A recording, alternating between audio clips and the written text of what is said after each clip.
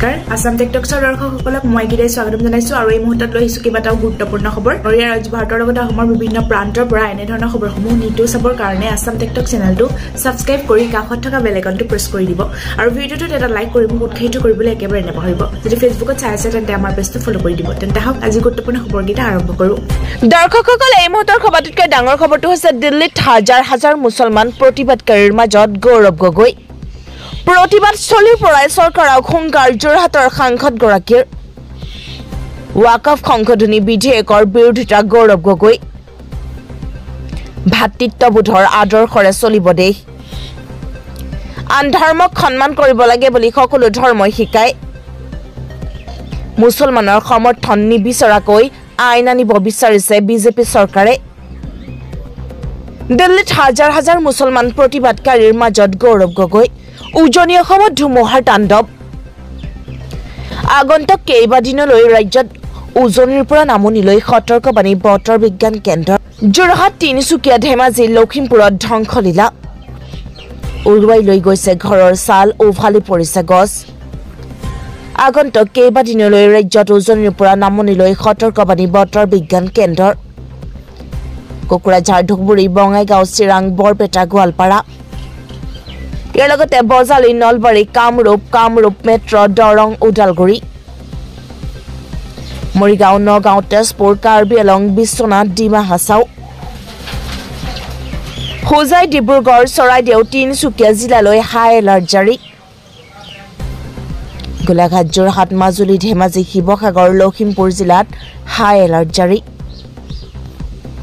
দক্ষিণ খালমাৰা মানকাছাৰ হাইলাকান্দি শ্ৰীভূমি কাছাৰত জাৰি হাই এলাৰ্ট জাৰি নামনি অসমৰ কেইবাখনো জিলাত বতাহ ধুমুহাৰ তাণ্ডৱ সৃষ্টি আপোনাৰ অঞ্চলত পকী ঘৰ থকা লোকেও লাভ কৰিছে নেকি চৰকাৰী ঘৰ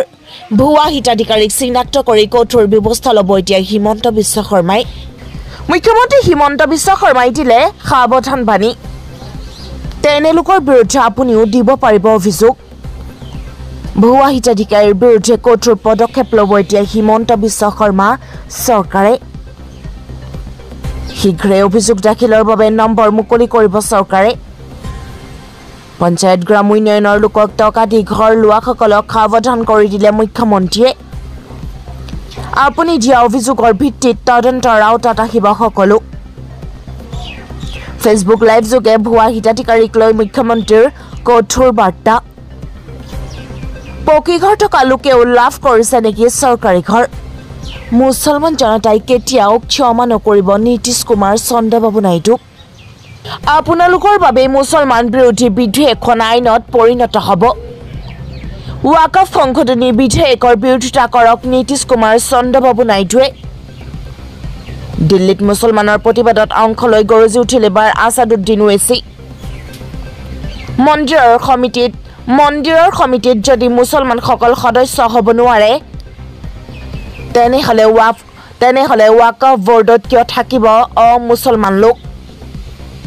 হিন্দু মুছলমানৰ মাজত সংঘাত লগাব বিচাৰিছে ৰাজধানী দিল্লীৰ নাম ইন্দ্ৰপ্ৰস্থ নামেৰে নতুন নামাকৰণ দাবী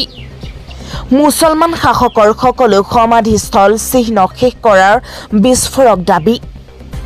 ৰাজধানী দিল্লীক ইন্দ্ৰপ্ৰস্থ নামেৰে নতুন নামাকৰণৰ দাবী বিশ্ব হিন্দু পৰিষদৰ দিল্লীক নতুনকৈ ইন্দ্ৰপ্ৰস্থ নাম দি ঐতিহাসিক সিদ্ধান্ত গ্ৰহণৰ দাবী বিশ্ব হিন্দু পৰিষদৰ আনহাতে মুছলমান শাসকৰ পৰিচয়ৰে জনজাত সকলো মহল ৰাস্তা পথৰ নাম নিশ্চিহ্ন কৰাৰ দাবী দিল্লীৰ মুছলমান শাসকৰ ঠাইত হিন্দু মহাপুৰুষৰ প্ৰতিমূৰ্তি স্থাপনৰ দাবী লাখ লাখ মুছলমানে আজি দিল্লী কপোৱাৰ পিছতে বিশ্ব হিন্দু পৰিষদৰ এই হুংকাৰ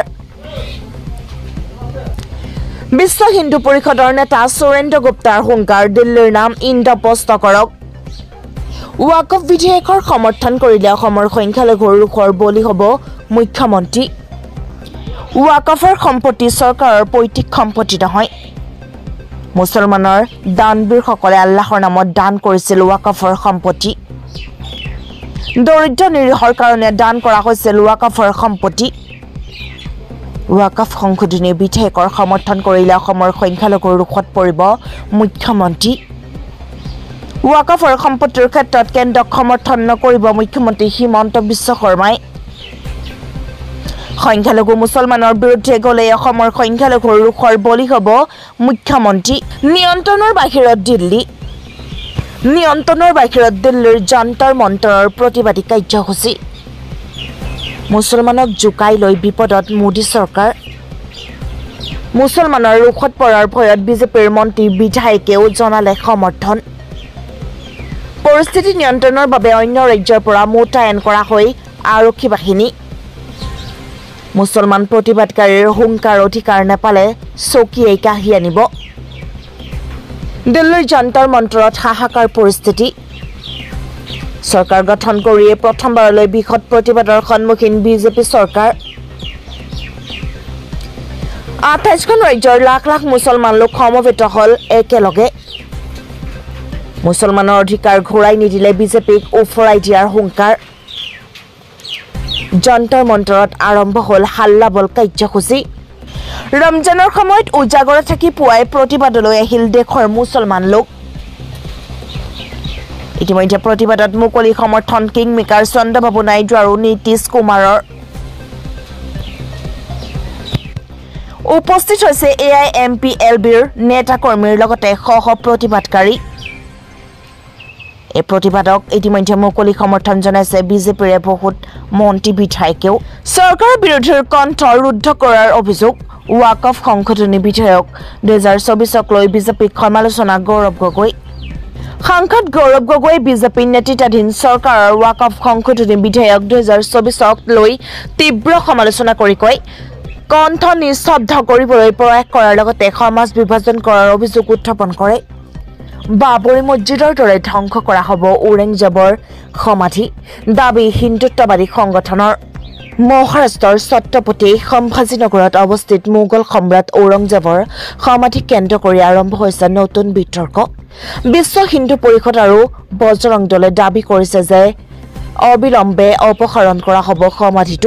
সমাধি অপসাৰণ নকৰিলে 1992 চনৰ বাবৰি মছজিদৰ দৰে ঘটনাৰ পুনৰাবৃত্তি হ'ব পাৰে বুলি সংগঠনসমূহে দাবী কৰিছে অসমত বনাঞ্চল হ্ৰাস সংসদত উদ্বেগ প্ৰকাশ গৌৰৱ গগৈ লোকসভাৰ প্ৰশ্নোত্তৰ কালত সোমবাৰে যোৰহাটৰ সাংসদ গৌৰৱ গগৈয়ে অসমত বনাঞ্চল হ্ৰাস হোৱা বিষয়ত গভীৰ উদ্বেগ প্ৰকাশ কৰি চৰকাৰৰ পৰা এই বিষয়ত সঁহাৰি বিচাৰি প্ৰশ্ন উত্থাপন কৰে সাংসদগৰাকীয়ে বিশেষকৈ যোৰহাটৰ হুলুঙাপাৰ গিবন অভয়াৰণ্যক ইকো সেন্সিটিভ জোনৰ খচৰা অধিসূচনাৰ তাৰিখ 7 মে 2018 আৰু চূড়ান্তৰ অধিসূচনা তাৰিখ 23 ছেপ্টেম্বৰৰ মাজত থকা গুৰুতৰ বিসংগতিৰ কথা উল্লেখ কৰে কংগ্ৰেছৰ মুখপাত্ৰৰ আটকক লৈ জয়ৰাম ৰমেশ আৰু মুখ্যমন্ত্ৰী হিমন্ত বিশ্ব শৰ্মাৰ বাগযুদ্ধ তুংগত গুৱাহাটীৰ লখিমপুৰ আৰক্ষীয়ে অসম কংগ্ৰেছৰ মুখপাত্ৰ ৰিকম সিঙক গ্ৰেফতাৰ কৰাৰ পিছতে কংগ্ৰেছৰ যোগাযোগ বিভাগৰ ভাৰপ্ৰাপ্ত সাধাৰণ সম্পাদক জয়ৰাম ৰমেশ আৰু মুখ্যমন্ত্ৰী হিমন্ত বিশ্ব শৰ্মাৰ মাজত বাগযুদ্ধ তুংগত উঠা পৰিলক্ষিত হৈছে মেট্ৰিক পৰীক্ষাৰ্থীৰ বাবে মুখ্যমন্ত্ৰীৰ ডাঙৰ ঘোষণা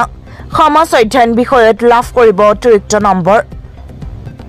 মুখ্যমন্ত্ৰীয়ে কয় মই বৰপেটালৈ যাওঁতে এজন ভাগিনে আহি ক'লে মামা এইবাৰ সমাজ অধ্যয়নৰ পেপাৰখন যথেষ্ট টান আহিছে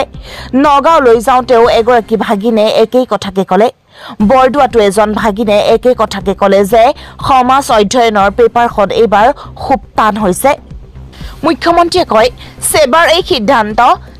এই সিদ্ধান্ত আদৰণীয় কিন্তু পৰীক্ষাত যদি মোৰ ভাগিনসকল ফেল কৰে সেইটোতো নহ'ব সেয়েহে মই সেবাৰ অধ্যক্ষক অনুৰোধ কৰিছোঁ যে যদি মোৰ ভাগিনবোৰৰ সমাজ অধ্যয়নৰ পেপাৰখনত বেয়া হয় কিন্তু আন পেপাৰবিলাকত ভাল হয় তেন্তে সমাজ অধ্যয়নত আমি সকলোকে অতিৰিক্তকৈ কিবা নম্বৰৰ ব্যৱস্থা কৰি হ'লেও